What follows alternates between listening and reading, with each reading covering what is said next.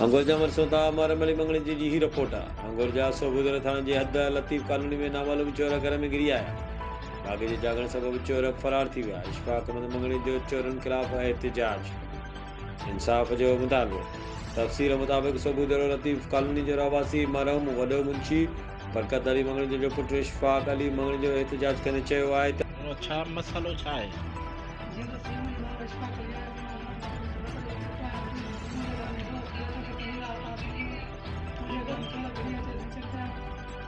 घर में चोर घिरी आया। मां चंगिया वज़ा करे ॾिठा आहिनि। वो माना भित टपी भॼी आहे। मां बि हुनजे कॾहिं बि भित टपी चंगिया माण्हू जे मथां बि हुनखे चंगिया उथारे मानी त मुंहिंजे घर में ॾोह थी आहे। माण्हू केरु आहे, किथां आया, हुननि जे साईं असांखे ख़बर न आहे। ॿई पासा भित बंदि हुई, हुते वियासीं।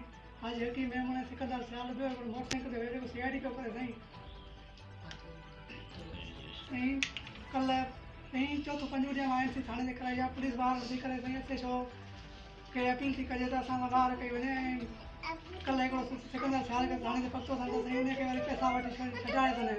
एस एस पी खेरपुर खे अपील थी कजे त साईं मां मरो वॾे मुंशी बरकत जो पुटु आहियां ऐं DIG सखर ऐं आज जी खे अपील थी कजे त साईं SSP खेरपुर खे अपील थी कजे त साईं मां वॾे मुंशी मरो बरकत जो पुटु आहियां। असां इंसाफ़ कयो वञे। असां पुलिस ॿार नथी करे साईं हिते छा मुख बणियल आहे। वॾे नंढे गोतारे जे चवण ते माना असांजो इंसाफ़ नथो कयो वञे। सदाई उहो असांखे ड्रामे पूरा सम्झंदा। असां हक़ीक़त ऐं सॼी ॻाल्हि कई वञे। साईं पुलिस असांजी वारदातूं हर शइ क्लियर ॾिसी वई आहे।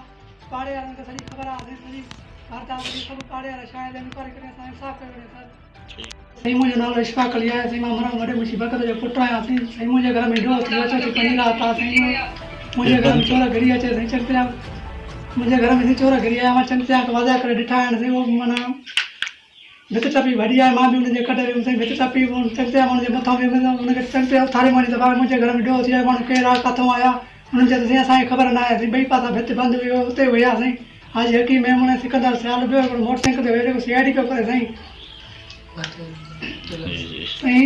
कल्ह साईं चौथों पंज ॾींहं मां एनसी थाणे ते कराई आहे। पुलिस ॿार वधी करे साईं हिते छो के अपील थी कजे त असां ॿार कई वञे।